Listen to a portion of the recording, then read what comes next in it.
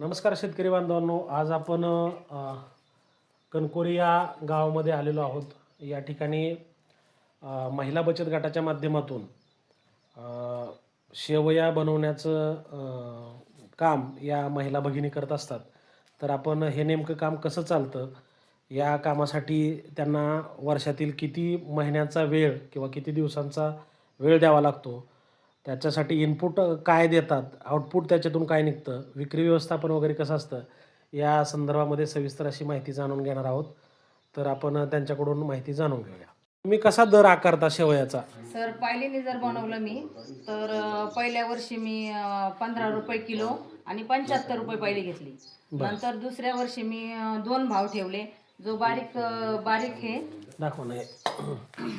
हे जे बारीक शेवया आहे याला 25 रुपये किलोनी काढल्या आणि ह्या 20 रुपये किलोनी काढल्या. गंगापूरला 30 रुपये किलो चालू आहे. मी 5 रुपयानं कमी ठेवलं. आपलं जाण्या येण्याचं भाडं पण वाचतं, गावातल्या महिलांचं करून पण देते आणि फायदा होतो आपला. 5 रुपयानं कमी पण देते. आता एकंदरीत गंगापूर तालुका असेल किंवा आपल्या इथं जवळ छत्रपती संभाजीनगर सारखं मोठं शहर आहे, तर या शहरातील ग्राहक वर्गांना जर शेवया पाहिजे असतील तर त्यांनी कुठं संपर्क करायला पाहिजे आणि त्यांच्यासाठी रेट काय राहील ते जरा सांगा. सर, पॅकिंग करून जर मिळालं तर पॅकिंगचा खर्च थोडाफार लागणारच आहे. आणि जर समजा येऊन घेऊन गेले, ऑर्डर जरी केली, माझ्या नंबरवर संपर्क जर केला तर मी पुढच्या वर्षी पॅकिंग करून देऊ शकते. त्याचं पॅकिंगचे रेट कसे राहतील साधारण 1 किलोचे, 1 किलो शेवयाचे? आता एक किलो शेवई बनवायचे मी 15 रुपये घेते. समजा आपल्या गव्हाचा वगैरे खर्च काढावाच लागेल, सगळं काढून मी तुम्हाला नंतर सांगते. साधारण 50-60 रुपये किलो प्रमाणे, 50 रुपये प्रमाणे मिळेल. ठीक आहे. तर मी छत्रपती संभाजीनगरच्या ग्राहकांना आवाहन करतो की महिला भगिनींच्या या बचत गटाच्या माध्यमातून सुरू असलेल्या या घरगुती व्यवसायाला जर आपण मागणी केली तर चांगल्या उच्च प्रतीच्या आणि चांगल्या नैसर्गिक वातावरणात तयार झालेल्या शेवया आपल्याला घरपोच मिळू शकतात. तर मी खाली या ताईंचा नंबर देतो आहे, त्याच्यावर सर्वांनी संपर्क करावा. धन्यवाद.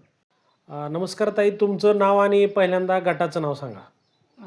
नमस्कार सर, माझं नाव मीरा सतीश पवार आणि मी जिजाऊ महिला बचत गटाची अध्यक्ष आहे. बरं, तुम्ही हे कोणता उद्योग तुम्ही करता?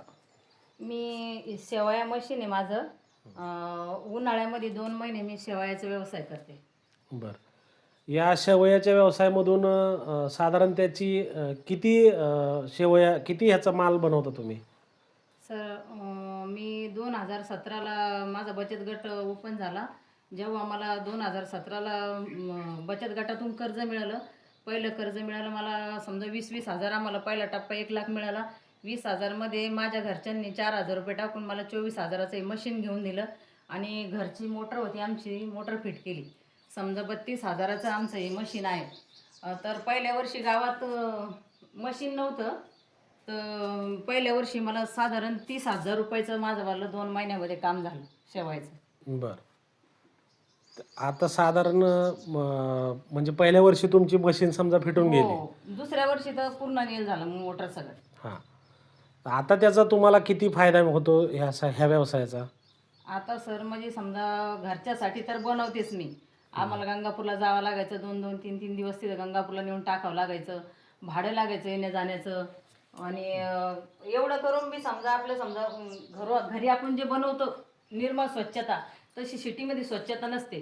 नाल्या असत्या जवळ, कुठल्याच प्रकारची स्वच्छता नसते त्यांच्याकडे. आपण इथं उन्हामध्ये वाळवतो व्यवस्थित, मोटरीचं ताजं पाणी भरते मी. त्यामुळं माझ्याकडं गंगापूरपासून शेवा इथपर्यंत येत्या, तुर्काबादपासून येत्या. तर माझं दरवर्षी 15,000 ते 20,000 रुपये माझे पुढे गेले नाही 2 महिन्याचे. आणि ह्याच्यासाठी तुम्ही कसा दर आकारता शेवयासाठी, म्हणजे किलोवर